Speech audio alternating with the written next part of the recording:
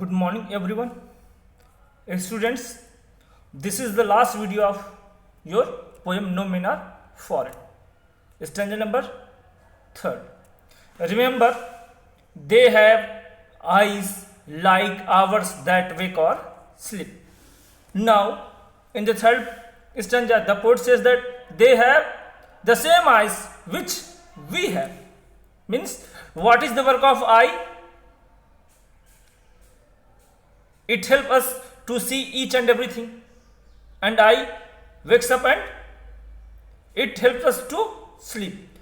तो पोएट कहता है कि जो दूसरे देश के लोग हैं उनके भी पास उसी प्रकार की आंखें हैं जिस तरह की आंखें हमारे और आपके पास है, और वो भी आंखें उसी प्रकार सोती और जागती हैं. पोएट कहता है वो आंखें भी उसी प्रकार सोती और जागती है. Means each the people of the whole world, they have the same eyes which we have, and strength that can be won by love, and love is the weapon to win everyone. Means how can we win easily everyone? By using the weapon of love. Means love wins all. कहा जाता है कि प्यार से आप बड़े से बड़े शक्तिशाली इंसान को भी जीत सकते हो. मतलब प्रेम से आप कोई व्यक्ति कितना भी शक्तिशाली क्यों हो, आप उसको जीता जा सकता है. तो किसी को जीतने का सबसे इजी जो कारगर उपाय वो क्या है? प्रेम है. In every land is common life and there is common life in every country. Means in every country there are both poor and rich.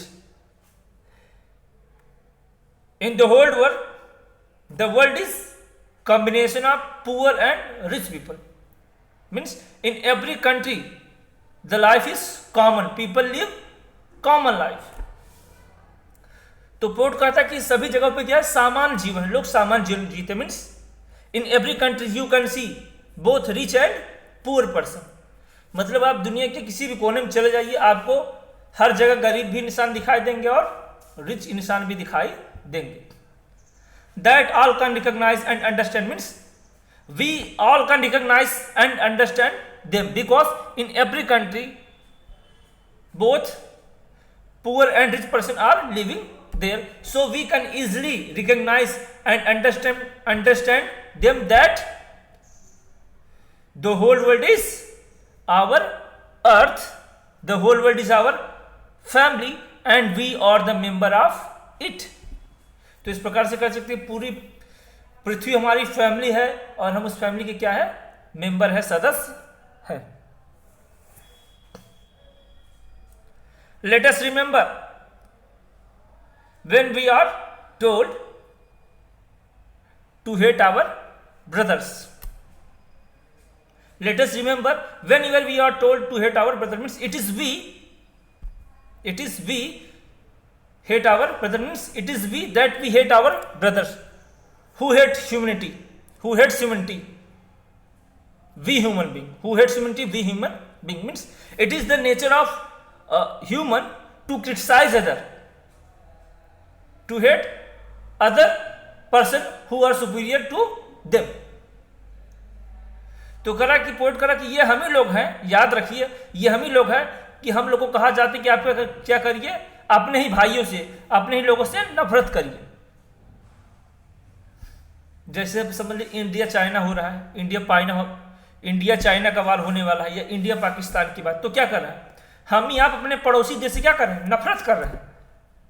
पड़ोसी देश के प्रति हमारे मन में क्या हुई है? विष भरा हुआ है, और वही वहां के देश के लोगों में भी है. तो ऐसा नहीं होना चाहिए. Means it is we that hates humanity. Means we are hating humanity. हम ही आप है जो इस मानवता से नफरत कर रहे हैं.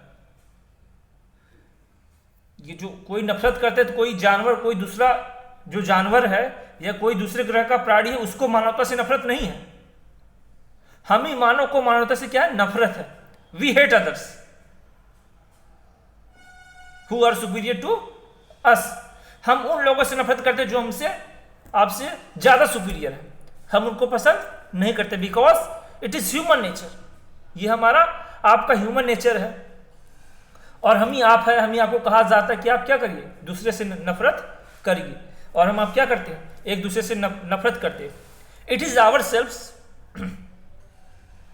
That we sell disposes betray condemns, it is we human being that we hate others, we betray others and we criticize others, means it is our nature that we hate others, we deceive others and we criticize other, means it is the human nature।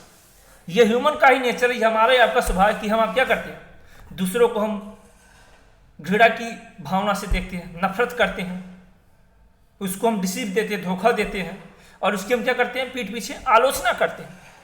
तो आलोचना कौन करता है, हम आप इंसान।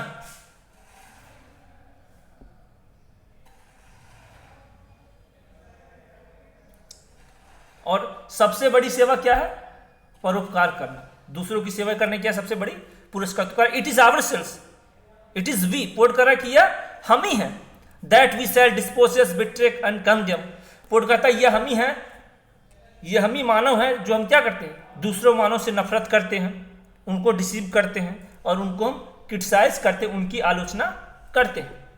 Means it is not our nature, we must avoid it, हमको इन सब चीजों को अवॉइड करना चाहिए। And we should praise one another, और हमको एक दूसरे की प्रशंसा करनी चाहिए, न कि क्रिटिसिज्म करनी चाहिए, आलोचना करनी चाहिए।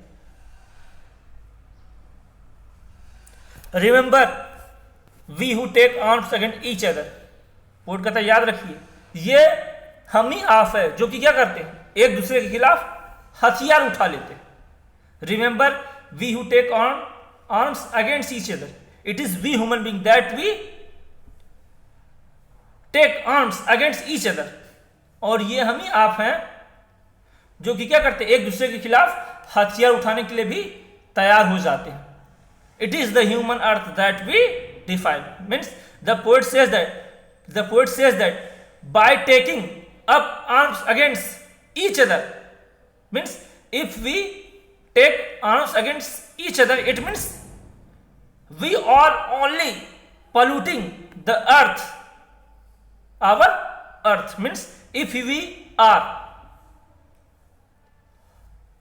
taking arms against each other, it means we are only defiling, we are only polluting our mother earth।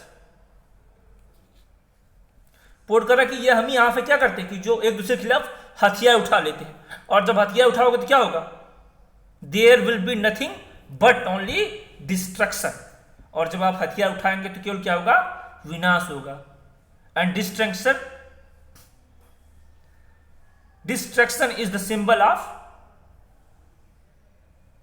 Sadness, problems, diseases. तो जो डिस्ट्रक्शन वो विनाश किसका प्रतीक है, destruction is the symbol of ignorance, darkness.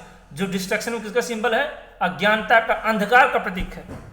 तो हम ही आप हैं क्या करते, एक दूसरे के खिलाफ क्या करते, हथियार उठाने के लिए तैयार हो जाते हैं। और हम आप जब एक दूसरे के खिलाफ हथियार उठाएंगे तो क्या होगा, जब युद्ध होगा तो युद्ध से क्या होगा, चारों तरफ क्या होगा, जो हमारा एटमॉस्फेयर वो क्या हो जाएगा, पॉल्यूटेड हो जाएगा, प्रदूषित हो जाएगा।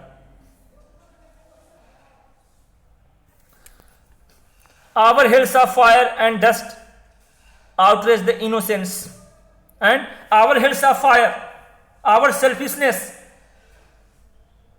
and our greed harms the innocent people, means the innocent people are burning in the flames of our desires, in the flames of our greed। कह रहा हमारे आपके लालच में, हमारे आपके ईर्ष्या की ज्वाला में जो बेचारे इनोसेंट व्यक्ति हैं, या जो बेचारे इनोसेंट व्यक्ति या जीव जंतु वो क्या करते हैं, इसमें जलते हैं, नुकसान उन्हीं को उठाना पड़ता है। जैसे वार हुआ, दो देश में वार हुआ, तो दोनों देश के जो लोग हैं वो क्या करेंगे, सफर करेंगे। जो निर्देश लोग हैं वो क्या करेंगे, उस यातना को उनको झेलना पड़ेगा, युद्ध से जो होने वाला नुकसान होगा उनको झेलना पड़ेगा। तो कह रहा है कि हमारी जो स्वार्थपरता है, या जो हमारी लालच है, हम अपने लालच की वजह से क्या करते हैं, दूसरों को नुकसान पहुंचाते हैं, जो कि लोग क्या है, इनोसेंट, हम उनको तकलीफ देते हैं। Of air that is everywhere our own, and we are polluting the air that is everywhere, means we are also polluting our atmosphere, our air, and we will be unable to breathe properly one day। और pollute कर यदि ऐसा ही हुआ तो हम आप एक दिन ठीक से सांस भी नहीं ले पाएंगे। मीन्स हमारे आपके चारों तरफ जो हमारा वातावरण है, एटमॉस्फेयर है, वी आर पोल्यूटिंग इट, हम इसको क्या कर रहे हैं, प्रदूषित कर रहे हैं। ये जो एटमॉस्फेयर, ये जो शुद्ध हवा में हम आप सांस ले रहे हैं, इसको हम आप प्रदूषित कर रहे हैं, और एक दिन ऐसा आएगा कि हम आप ठीक से इसमें सांस भी नहीं ले पाएंगे। Remember, no man are foreign and no countries are extant। And the last line, once again the poet wants that, remember, no men are foreign and no countries are extant, means we all are human being। Means in this poem the poet advocates the unity of mankind। इस poem में poet जो unity of Mankind है उसके लिए क्या करता है, advocate करता है, मानवता की वकालत करता है कि सभी मानव क्या है, एक है। देयर इज नो डिफरेंस, और किसी में कोई डिफरेंस नहीं, because we all live on the same earth and breathe the same air, that's why no men are foreign and no countries are state. So today I have completed your poem. Thank you.